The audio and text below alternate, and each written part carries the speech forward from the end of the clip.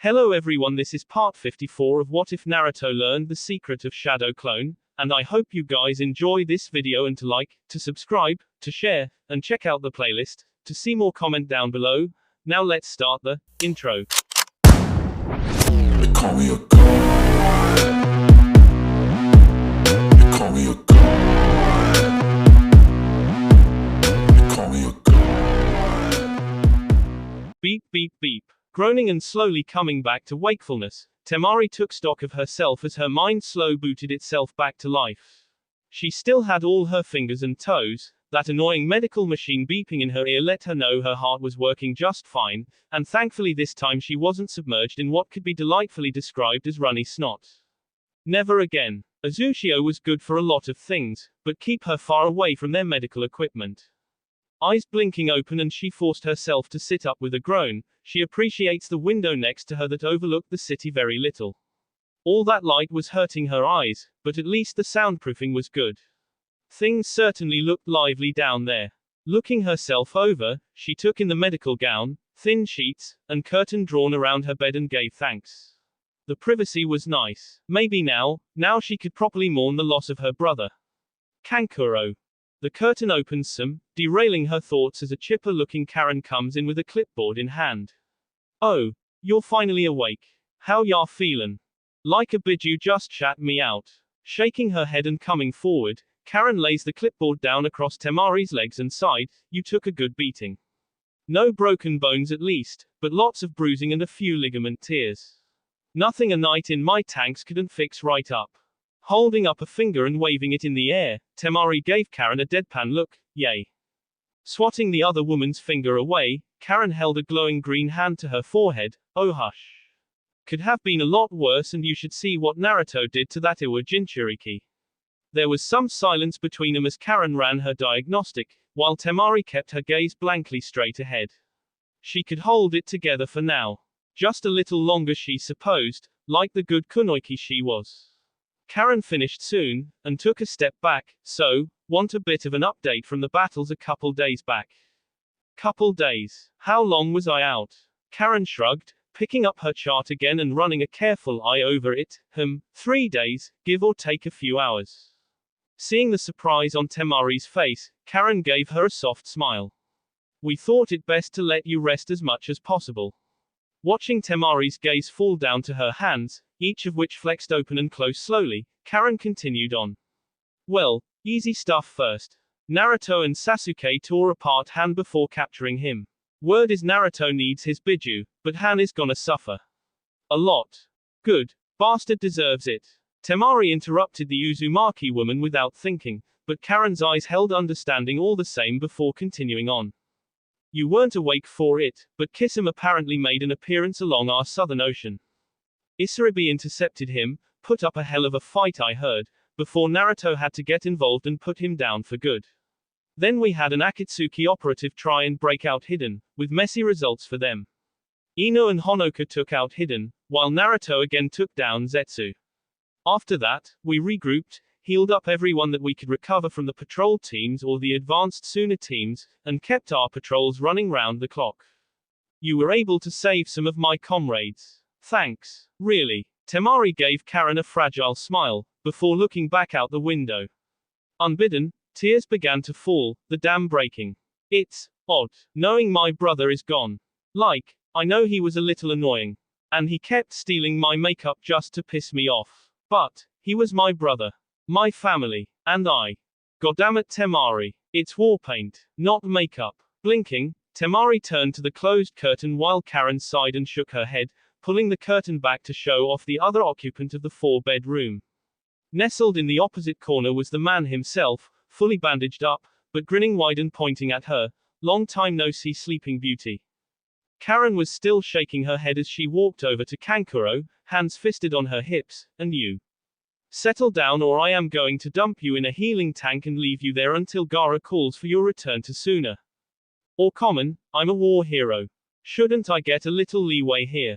I'm injured. Temari watched them banter, not fully believing it. Was this a genjutsu? Someone playing a cruel joke on her? She watched him get boiled alive. Saw the flesh melt off of him. That wasn't an image that left her so easily. What? How? The tears still fell, and Kankuro caught the tone in her voice right away, finally cowed into silence. Yeah, I got hit pretty good, but one of the other guys substituted me with another puppet and saved my bacon. I'm gonna look a little sunburnt for a few days, but I'll be as good as new before ya know it. Here he held up an arm, flexing and flashing another grin. I'm all good, Mari. We're good. Shaking her head and finally relaxing back, Temari released a heavy sigh and decided a zoo was a place of miracles. Yeah, we're good. So, what have you been doing then since I was asleep? She'd have to thank the medical staff some way. Karen especially. This was where Karen jumped back in, righteous fury in her eyes. He has been harassing my nurses. Been a real menace at that. Here she rounded back on him, pointing a finger at his nose while a chakra chain rattled in the air. I swear to the Kami, if I get one more complaint, it's the tank for you. Or I'm not that bad. Yes you are. Jesus, at least keep it to the single girls would ya? Shizune is gonna have Kakashi pay you a visit if you keep it up.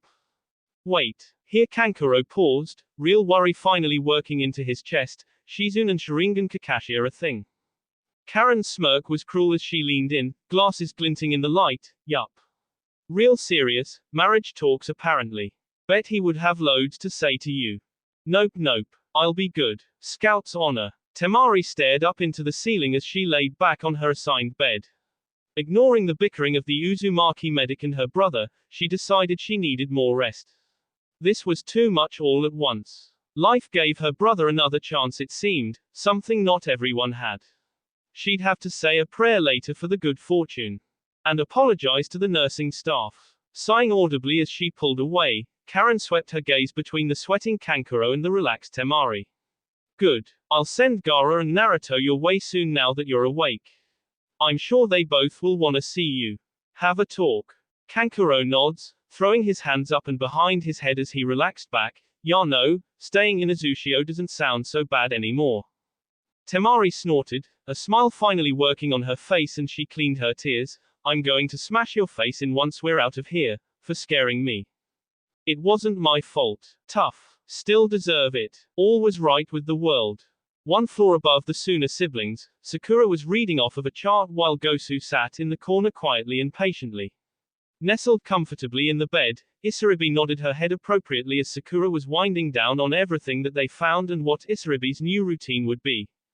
No heavy meals for a few days. Keep it light or you will regret it. You're going to make a full recovery, since we got you back right away, but even with my talent and Karen's tech there will be some scaring. Samehada is a terrifying weapon for a reason. Honestly, Isaribi was lucky to not be missing any organs. Sakura had to literally hold the girl together for most of the return trip, the damage had been so extensive. She'd be dreaming about that for a while, she just knew it. Isaribi shook her head, just happy to be alive in the first place. That's fine, you patching me up like you did was amazing enough. Hands running over the bedsheets at her sides, her body was still sore but at least she was in one piece again. Guess bikinis are out of the picture for me now, huh? Gosu grunted, arms crossed as both women turned to him. Even us men dig scars. Yours are proof that you fought and bled for our country. For our people. If anyone wants to give you grief for that, I've got a special move for M. He would happily use his clan's signature technique to force any assholes to bow and grovel before his woman. Giggling, Isaribi shook her head as Sakura backed away. You idiot, you're just saying that cause we're dating. I'm saying that because I believe you're beauty incarnate. Fighting down a blush and failing, Isaribi rolled her eyes and turned to Sakura. Maybe you can examine him, I think he's bumped his head at some point. Shaking her head, Sakura turned to leave, or maybe he's telling the truth. Here she smirked and leveled bored eyes towards the Chinook co-head. And you, mister, she needs rest. Real rest. No funny business. Leaving through the door and closing it behind her, Sakura decided things were good and continued on with her rounds. She'd update Naruto later. Behind her, Isaribi smiled as Gosu finally moved his chair over to her, taking one of her hands gently into his own. You scared the shit out of me. He had read the report on her condition when they returned. She really would have died had Lady Uchiha not been there. Isaribi bowed her head. Sorry, I just. Well, it was Hoshigaki Kisame. That you survived at all is monumental. You've proven your skill and talent. Gosu wasn't supposed to say anything, but felt like his girlfriend needed some cheering up. Plus, I hear Lord Uzumaki wants to honor you for it. That got the woman's attention. Say what now? Gosu ran a thumb over her knuckles and smirked. Yeah. Apparently the Azukiage was impressed. Has a gift for you even after he saw that your trident was destroyed. Isaribi smiled, folding her hand into his neatly. Oh ho. Tell me more. She could enjoy this. A little vacation while she recovered. And more, her thoughts resurfaced, her regrets. Say, what do you think about kids? B. High above the hospital and in his office, Naruto is leaning back in his chair as Tayuya gave a report on the conflicts from a few days ago. Next to her, Gaara sat and listened in, while off to the side Sasuke was penning a letter that he was meaning to send to Konoha. To who was unclear, but Sasuke was taking it serious. In short, Azushio ninja suffered injuries but no loss of life, though unfortunately too soon a ninja were lost in action to Iwa's ambush. All of Iwa's ninja are dead, and no further scouts have been found. Finishing up, she closed up her folder and sighed, nothing from Kumo. Though our resident defectors are sure that A is returning. Naruto nods along, a finger dragging along his desk. I agree with them, A will return. Just a question of when and with how many troops. Turning his eyes to Gaara, Naruto nodded his head to the other cage. Sorry about your people, Gaara. How are Kankuro and Temari doing? Gaara waved him off easily. My ninja did the duty and will be honored for it. But I appreciate the sentiment. Gaara turned his thoughts to his brother and snorted. Kankuro is apparently living his best life down in medical. He has high praise for your staff. Rolling his eyes, Naruto watched Tayuya come and sit down on the edge of his desk. He better be careful before he finds himself married off. Chuckling, Gaara has to agree, you're probably correct. And as for my sister, you should know how one of your wives is doing, should you not? A raised eyebrow met Naruto and his cringe. You haven't abandoned my big sister already, have you? I might have something interesting to say about that. Shaking his head, Naruto got the message loud and clear. I'll make sure to go down and see her as soon as we hear she's woken up. Promise. Gaara could be really scary when he wanted. Clearing her throat, Tayuya turned back to Naruto. So, foes beaten back for now. Crisis averted. What comes next? Turning to look out of the window behind him, Naruto thought about that. He needed time to talk to Kokuo and potentially extract him, and then see about interrogating Zetsu. But he was sure those issues weren't what she was worried about. Kumo at large won't be much of a problem for long. But Killer Bee and are a different story. If they leave for Azushio before Shokiro makes it, then we'll have another fight on our hands. Gaara hummed, crossing his arms in thought. You're certainly confident that they will return. Why? 1. Yugito and Samui both relate that A has a certain sore point with me. If they're sure he won't let this go, then I'm sure he won't as well. 2. I've met the ass in person after the summit. Until he himself is beaten soundly or dead, he won't listen to a word I have to say. Tayuya nodded. I have to agree. The profile on us sets him as a very stubborn man. He set his sights on humbling us, and he won't stop until either it's deemed too foolish to do so, or impossible. The redhead adjusted herself, leaning a bit more on one hand while looking at her husband. You know, Ino's aware of what's going on. She's probably going to corner you about Shokiro, and soon. He should have expected that. Whoops. I'll weather it. I should have let everyone know. Lot more you should let them in on. Kurama's voice wasn't unkind, but certainly to the point. I will, when I have more information. Really. Sounds like an excuse. What am I supposed to say? Hey guys, we may or may not have to deal with a being capable of ending all life on our planet, and I have no idea how to fight against it. I should at least have something to tell them. You won't allow yourself to fail them. Life has a way of kicking us at the worst times though. Point. Seeing Naruto was distracted, Gaara sighed and stood, dusting himself off. I should get down there and visit Kankuro. Make sure he isn't making a mess of things. I'll send a message if Temari is awake. I'm sure her recovery would benefit from a visit. Eyeing the Azukiage again, Gaara waved over his shoulder and was soon out the door. Left in silence, Naruto looks out over the city while Sasuke continues to write on the couch while Tayuya flips through a folder on his desk. Eventually it is Sasuke who breaks the silence. What are you going to do with Han? Han. Naruto thought about it for all of a second before shrugging. Melt him down to ash and scatter him in a cesspit somewhere, I suppose. I just need some time with Kokuo, that's it. Just time. You're not going to reseal it. Tayuya straightened up a bit as Naruto shook his head. Are you going to release it like you did the Sanbi? Maybe. If that's what it wants. I just need a favor from it. Humming at that, Tayuya started to frown. You really think it'll help you after you tore apart its current container? Naruto flashed her a grin. Something tells me there's no love lost between the two. Getting what I need from Kokuo is the least of my worries. From his intercom, Yugito's chipper voice called out, Ladies Ino and Honoka are here for you, Lord Uzumaki. Well, at least she was in a good mood. Ha, better be. I'm free up here. Naruto had all of a second to wait before his door banged open, two more of his wives entering with complete confidence. Ino, Honoka, you're taking it easy, aren't you? Staying out of trouble. Honoka hooked a thumb at the slightly shorter blonde. Have you ever known this one to relax? I can relax, once I'm thoroughly satisfied. Ino wasn't above reminding Naruto that she was currently on timeout, so to speak.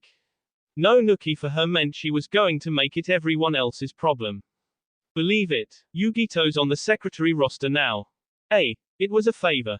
Why was it suddenly so hot in here? Ino was smirking, coming up to stand next to Tayuya, who she hugged tightly. Oh really? I'm sure we're going to hear all about this favor, aren't we? Ah, there was the sweat. Did I mention I finally perfected that flay technique Daddy taught me? You know, I'd like to remind Jarl that Yugito was your fault. Naruto leveled a look at all three suddenly bashful women. What happened to our deal? Ino could switch tactics, this was her arena, not his. Oh, I'm not worried about Yugito. She's fun. Now the pounce, not so much about that Samui woman. Ah, whoops. Somehow, I still blame you all for her. Since she's Yugito's. Honoka was smirking as she came up to lean against the other side of his desk from Tayuya and Ino. I feel like there's a story there. Not one I wanna repeat. Ever. Rolling her eyes and giving it up, Ino steadied herself and took a deep breath. She was a woman on a mission after all. Love of her life he may be, but her husband was hiding something. So, care to explain some things? Seeing confusion work across his face, Ino pointed at him directly. You're hiding something. Ignoring a cackling know-it-all Biju in his gut, Naruto sighed and straightened up. Best calm her down before she worked herself up into a frenzy. If this is about Shockero, just know he and I made a deal when. No. Cringing a bit as she didn't mean to cut him off, Ino sighed and shook her head. No. I get the situation with Shockero. No. I'm talking about the rest. I'm not hiding anything. Nothing that I didn't already plan on talking to you all about once I had more information at the least.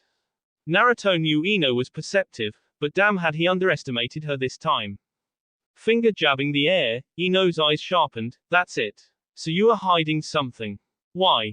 Would you rather me talk about something I have no answers for? Or come to you with all the information at once? Ino shook her head, pulling away from Tayuya slightly to give her room. Aha. Don't shift blame. You promised we would all be open and honest about things. If you didn't have all the info, you still could have told us something, anything. Not. Whatever the hell is going on with you recently. Hearing a snort from Sasuke, Naruto turned to the Uchiha and shared a knowing look with him as well. That of course set off all three of his wives at once. Tayuya the first to pick up on it. Wait a minute. He knows but we don't. What macho crap is that? Groaning and ignoring yet more cackling in his mind, Naruto shook his head and sighed. No getting around this then. Okay, fine. I'll have to tell this story twice then. Seeing he had their attention, Naruto tented his hands in front of his face, eyes serious for the moment. I have memories now. Not my own, Obito's actually. Here he turned to Ino. You remember how I told you the human path works? Ino nodded, trying to keep up for now. Yeah, like my clan's techniques but on major steroids. Sakura is right, you boys have hack powers. Bingo. Naruto nodded once and spread his hands out wide. With those came problems and information. Some of it I'm not even sure Obito himself was fully aware that he knew about. His memory had been tampered with more than once. But well, the soul. It remembers. It remembers a lot. Tayuya pointed a finger at the lounging Uchiha. brows drawn in thought, and what does Sasuke bring to that conversation? Naruto again exchanged looks with the Uchiha, before he shrugged and Naruto was left on his own. Bastard. Sasuke and I have been tossing a theory back and forth. Uchiha historical texts and Uzumaki scrolls both show different information for certain ages. Things that contradict each other and sometimes just don't make sense. We figure that someone or something has been manipulating our clans for a long time. Naruto leans back and can feel the energy leaving him. Such a shitty conversation to be having. Someone has been making sure that our clans were either constantly fighting against each other, or getting killed off whenever possible. Ino was starting to see a picture, horror building in her chest. Was that? Did Obito do all of that? Obito wasn't nearly old enough for that. Unless he figured out time travel. No. Our culprit, I'm pretty sure, if Zetsu. The black half. That thing was about as far from human as the Biju or the Zero Tails, something else he had been thinking about lately. Such a disappointment. I expected a better fight out of it. I could always summon it back. Boo. I'd rather spin on a tree. Honoka steps in, her own mind racing to try and make sense of it all. Did you know Zetsu would show up when he did? Naruto had been rather calm at the time. Like he wasn't surprised. No. That was an honest surprise to me too. But it was better than me having to hunt him down myself. Naruto swept his gaze to all three women, nodding to each one in turn. I swear to you, Zetsu showing up here was a complete coincidence. I didn't plan for it, nor expect it. Ino could accept that, but she still wanted to make her point clear and stood up to her full height. I have to admit, I still don't like this. There's more, isn't there? Lie, or tell the full truth. Destroy the trust they had in him over a pretty lie that may or may not bring them comfort. Easy choice. There is, but I need you to trust me. I'll come to you when I have something concrete. Scoffing, Ino took the 3 steps she needed to loom over her man. Trust isn't the issue, Whiskers. It feels like you're taking on something all on your own that you shouldn't.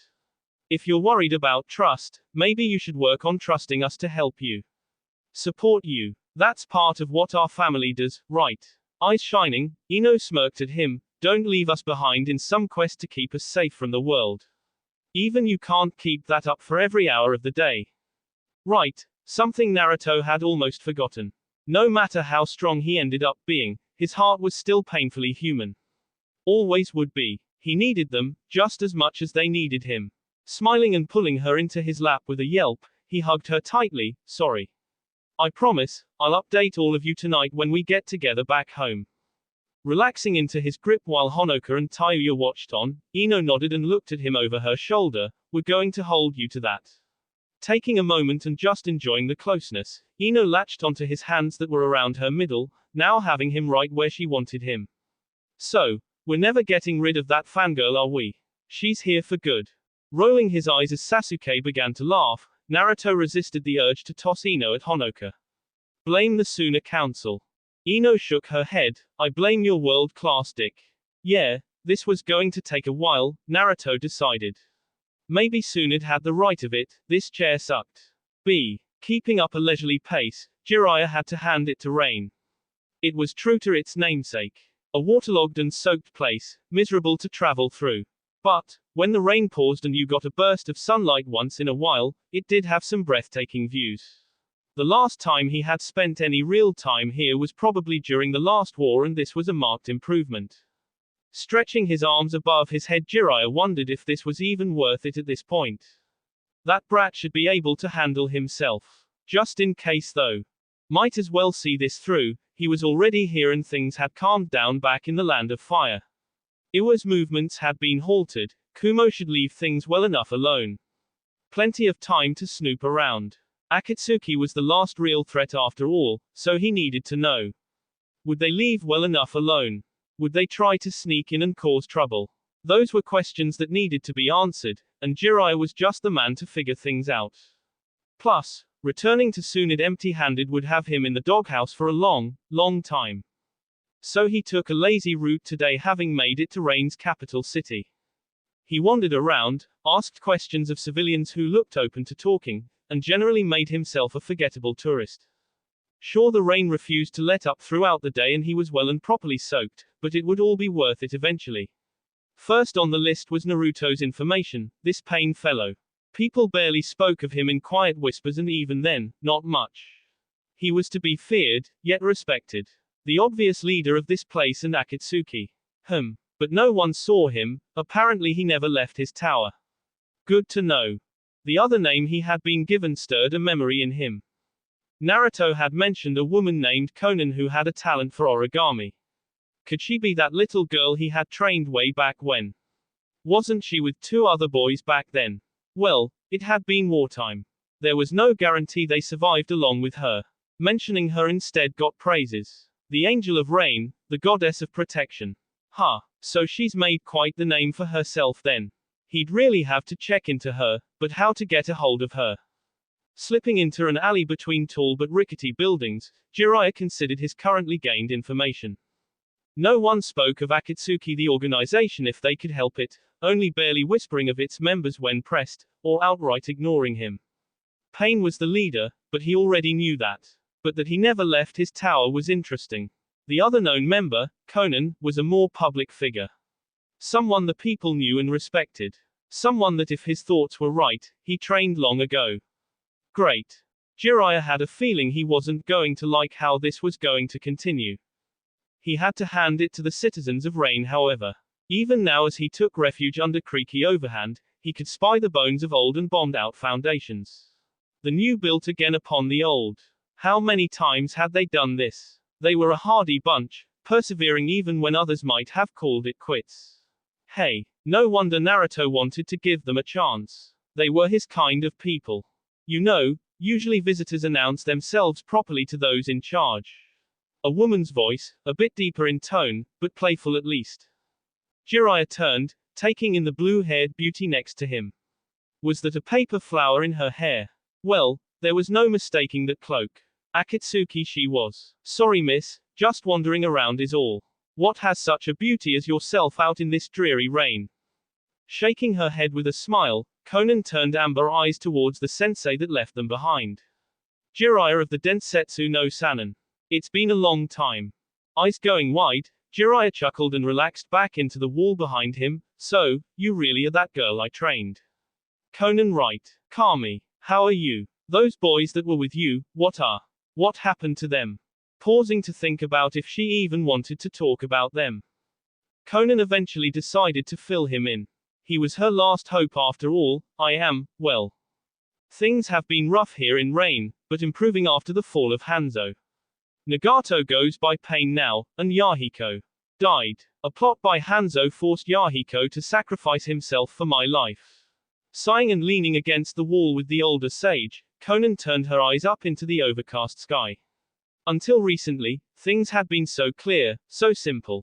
Force the world to acknowledge its wrongs, force them to endure the pain they've unleashed on all of us here. Usher in a new world. Jiraiya took her pause and added his own thoughts, on the bones of countless dead, forced along by unimaginable shared suffering. Konan nodded, yes. I see you've obtained some idea of what we were doing.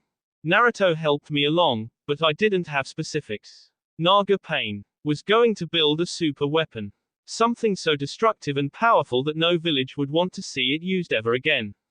If it took sacrificing some lives to save the rest, we thought it was worth it. They stood there in silence for a time, Jiraiya crossing his arms as he thought it over.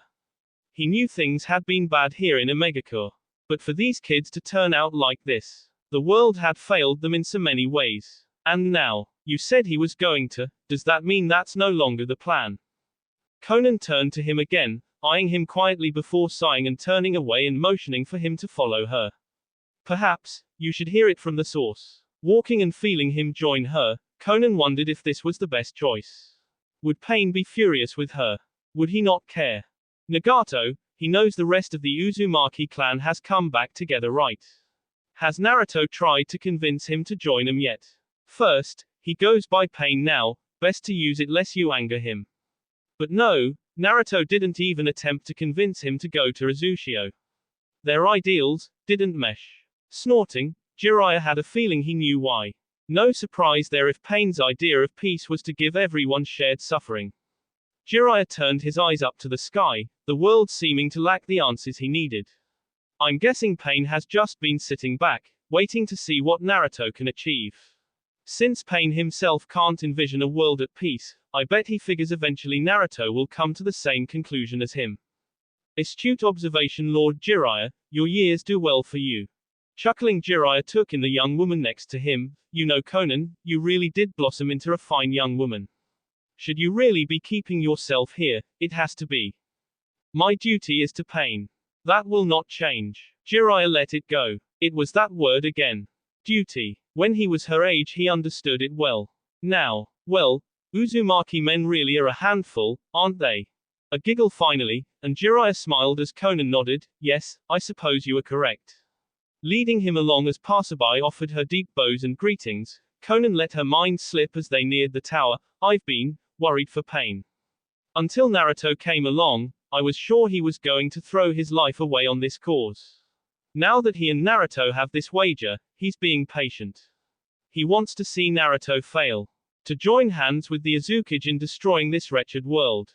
Shaking his head, Jiraiya pulled free his book and took a few notes. Betting against Naruto of all people is just asking for trouble.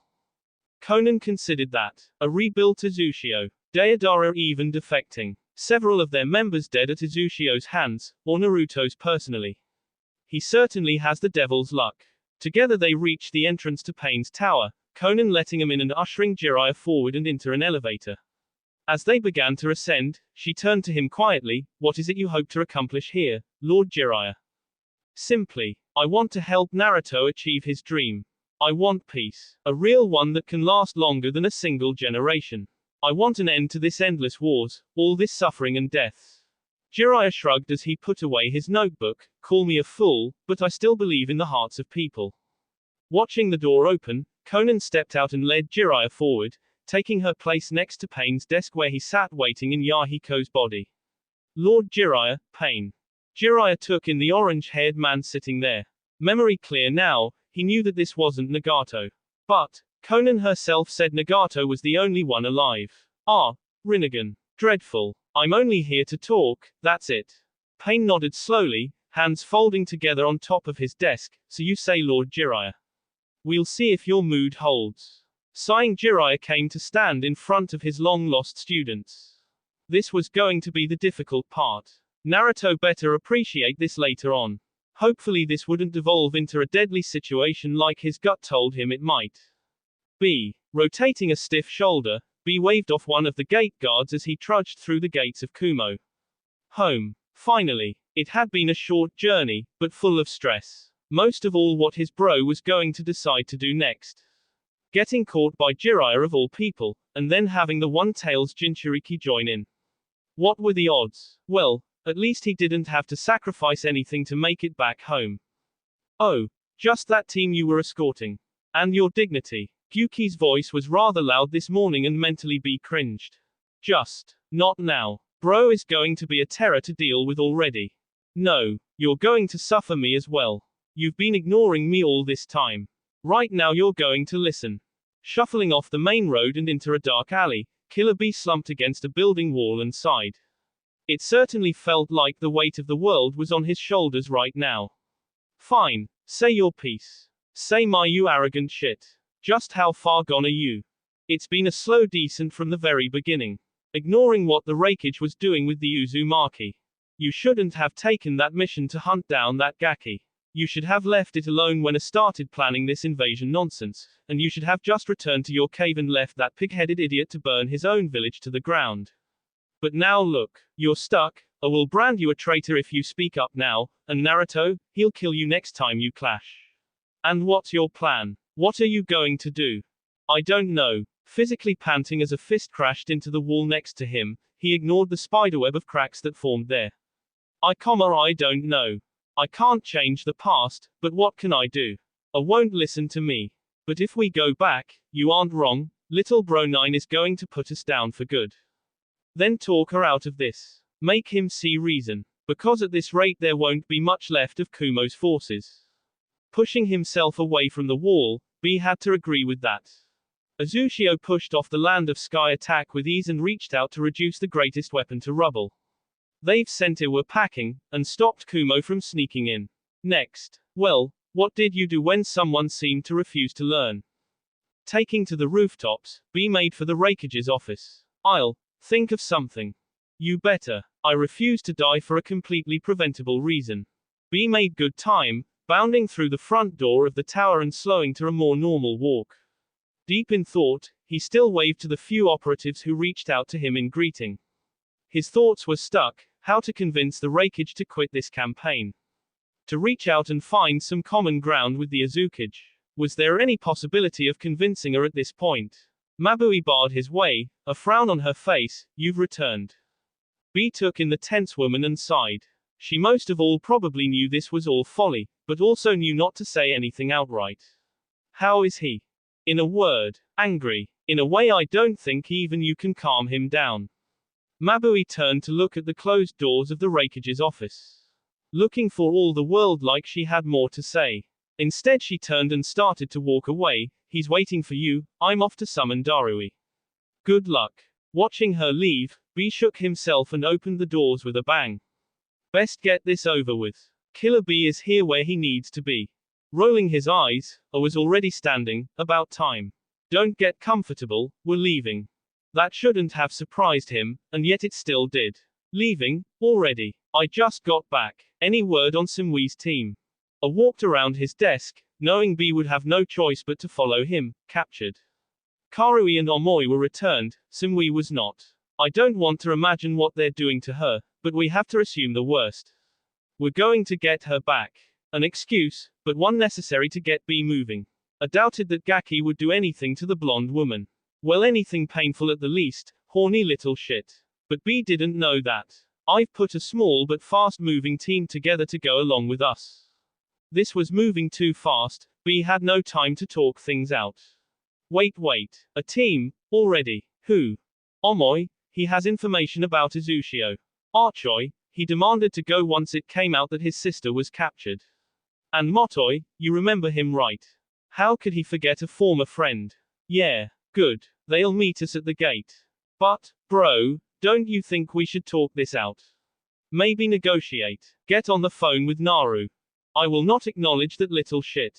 Either he'll show me he's got real power, or he'll prove that he's no different than the rest of us. I knew it in his heart, that boy would torture, exploit and kill just like he himself had. He just needed to push the boy. We're short on time. It had gone too far now. Either Kumo would crush Izushio, or Izu would earn its place among them. Yeah. Okay. B had time. It was a long trip between Kumo and Izushio. He could work on it, give her time to cool down. They could work this out. It didn't have to devolve into an open war. I could see Mabui coming back down the hallway, Darui walking along next to them while the pair seemed to be joking about something. Darui, you're in charge while I'm away. I will return in a week at most. Yes, Lord Raikage. I grinned as they descended the stairs to the front door. That brat snuck up on him last time. No, this time would be a fair fight, and I was going to smash him into the dirt and watch B destroy his city. B sighed as they were already back and under the sun. He had to turn this around, get her to see reason here. Lives were counting on it. I motioned around them, taking in the village square and its market. This is what we're fighting to protect B. These people, our people, we can't let them down. From the most prosperous shopkeep, to the most humble of monks. Our job is to keep them safe. I can count on you. Can't I? B nodded, taking in the people around them that are pointed out. He could see where it was coming from, but still, the methods. Right, he had time. He could use this. As you say, A. Good. Then let's get a move on. Time is short. B. Naruto knew he had put off more than a few things lately. Talking to the girls was coming up next, but right now, something just as important was necessary. Behind him, Hinata and Karen followed along, both curious about this task. He'd be pulling two duties at once here with some luck. Waving to a member of the Hotaru clan, Naruto turned to Hinata with a grin. I just missed the call. How's your sister doing? Hinata giggled and leaned into him. Hanabi is well. Confused and feeling overwhelmed, but well. Apparently little Konohamaru is in a bit of trouble. That had Naruto raising his eyebrows. What? Hiyashi giving him trouble? Do I need to make a sudden appearance? Hinata giggled again and shook her head. Oh number. He should worry much more about Hanabi herself. Ah. Naruto got it now. He'd say a prayer for Konohamaru later. Good luck to him. Hyuga women are scary. The juken he took in the side was well earned. Rolling her eyes, Karen walking along with her hands in her jacket pockets. So what did we need to do at the Uzumaki shrine? Naruto spied the shrine coming into view. Paved road giving way to hard-packed dirt. One of the few places in Azushio where modernization refused to touch. I need to relieve Mito-sama of her duty. That, Karen didn't know much about the elder Uzumaki, but to give a portion of yourself to watch over the shrine for decades. They ascended the steps in silence, Naruto leading the way with Hinata hanging off one arm while Karen followed along to his free left. They weren't met with anyone as they entered the first hallway. But it was noticeably cleaner and in better repair than before. Naruto could see the girls' looks and decided to explain. Anytime my clones got a free moment, they would always come here and clean up a bit. Then between the Hotaru, Chinook, and some dedicated citizens, the grounds have been well cared for. Crossing from the inner courtyard and into the main chamber which could lead to the basement, the trio were finally met with Mito, standing calmly before the black flame altar with the Uzumaki masks used to rest. Hey there Lady Mito. I'm back. And this is the last you will see of me. You've put this off much too long. Naruto agreed, extracting himself from Hinata and bowing deeply to the woman's shade. I apologize. I know you're right, but it's been chaotic. Smiling, Mito began to walk behind the altar and to a set of stairs that dove down below the floor. Uzumaki men, all the same really. Chaos is in your blood. Naruto and the others followed along, quiet as they stepped down into the darkness. It was cool down here, seal-laden stones brightened with internal light as they walked along, giving them safe and heat-less light. How long did it take for the Uzumaki to build this place? Centuries, with each new generation adding in their own portions and knowledge. A duty you will have as well. Mito didn't look back as she continued down the spiraling staircase. Down here, more than just the Uzumaki masks used to be stored. Here you will find a complete history of not just the Uzumaki, but of the world itself. Safely stored away so long as the seals hold. Seals I have maintained. Naruto understood her position now, and now seals my shade will be responsible for. Yes, it is an important duty.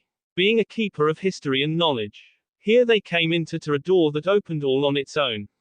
Mito stepped through and the room beyond illuminated with even more bright white light. Naruto and the girls took in the rows upon rows of bookshelves and scrolls. It was a massive library. In here, you can find everything the Uzumaki have come across in all their time across the nations. Karen was rifling through the scrolls as they walked along. Honoka would love it down here. Sakura too. Naruto grinned, we'll have to bring 'em down here then. As they continued on, Mito leading them for another 100 meters at least, Naruto started to frown. Wait a minute, I call shenanigans. Chuckling, Mito nodded her head, I wondered how long it would take you to notice. Space and temporal manipulation seals. This whole space. It's. The moment we descended below the altar, we left your world. Mito's grin as the three gasped brightened just a bit. You still have a long way to go, young man. Hinata immediately turned to Naruto, don't you dare. What? I haven't even said anything yet. Karen was on his opposite side, no. But, look. He motioned wildly to the massive space around them. Hinata pinched him, no building separate worlds. Naruto began to chuckle, a hand coming up to scratch at his neck. Well Yasi. Mito saved him, pausing before a pedestal in the middle of the large space with a smile as she motioned to it with a hand. The pedestal looked to be carved from obsidian, a square column about a meter in height that was topped with a golden sphere carved with more seals and runes than Naruto had ever seen. This is our destination. Place your hand upon the seal, and a portion of you will be added to the matrix. Naruto walked forward, eyes locked on the sphere, added. You mean, it's not just you in there? Mito nodded, every protector of this shrine dwells here. Each of us fading over time as the latest master takes over. Karen leaned around Naruto, a question on her mind, can multiple people join at the same time? Again, Mito nodded, of course, it was only tradition that held only one Uzumaki would add themselves at a time. But multiple can exist at once. Karen turned wide eyes to Naruto, almost begging. We can come back and add Honoka too, common. This is a once-in-a-lifetime thing. Rolling his eyes as he should have expected this, Naruto placed his hands upon the sphere. Yeah, I'm for it. You can bring Honoka back later. There was nothing at first, just the cool sensation of metal under his hand, before he felt a gentle pull on his chakra. Giving in, he began to circulate chakra before a feeling of vertigo took over him. It was like dropping into his mindscape, Naruto decided. Only instead of being greeted Kurama, Mito was there. So, anything special I need to worry about? Mito shook her head, already feeling herself begin to fade. No, this is a simple process. The Matrix will analyze your soul, make a small copy, and release you. I have but one last task. Naruto nodded, hands on his hips. Okay, lay it on me. Mito strode forward, standing before him before gently enveloping him in a soft embrace.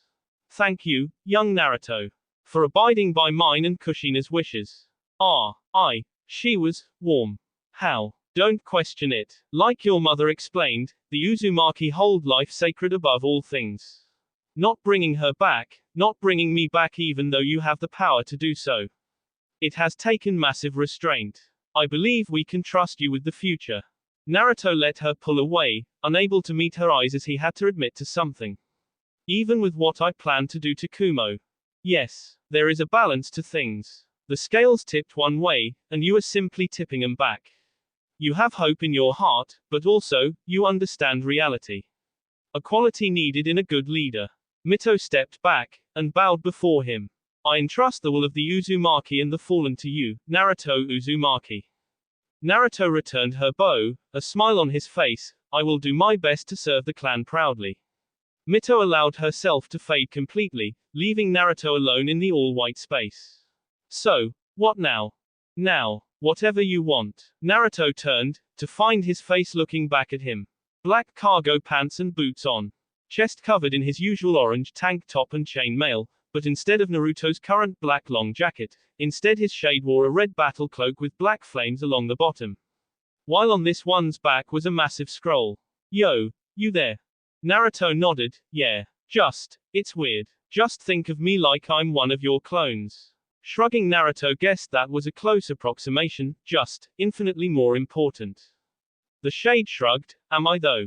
Your clones helped rebuild our home. Saved countless lives. One of them became their own person, extending your will.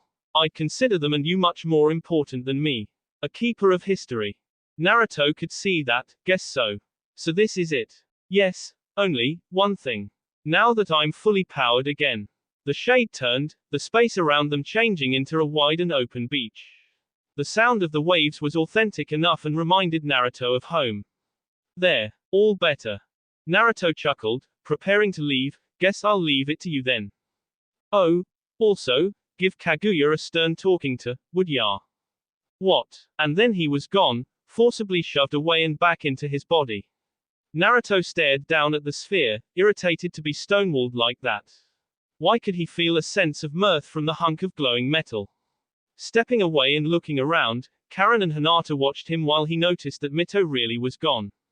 Bastard. Karen walked forward, placing her own hand on the now glowing sphere. Odd way to talk about Mito-sama like that. Naruto shrugged as he looked around for his shade, and came up empty. Of course not. How long was I out? Hinata was back in his arms, hugging him tightly. Only a moment. Mito faded and you regained consciousness a moment later. Proving her right, Karen was already stepping away from the sphere, an odd smile on her face. Oh, Honoka's going to love this. Karen turned to join the pair. So, all done here? Naruto nodded, mind awash with ideas. Yup, time to go.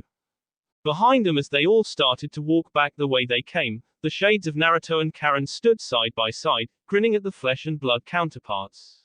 Karen was leaning against the pedestal. Should we warn them? Nope. Much more fun this way. Plus he's got this. He'll live. You're such a bastard. I'm a collection of the intellects of dozens of Uzumaki leaders and scholars throughout history.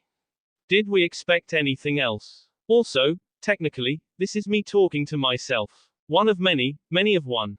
Ascending the stairs, Naruto led the way as he considered things. How the hell was he going to admit that he'd already played around with dimensional spaces to the girls? Maybe a vacation. Yeah, probably not. But, next was a harder Time to take apart Zetsu. That will be all for this video. Be sure to like, subscribe, share, and comment down below for more videos. Goodbye.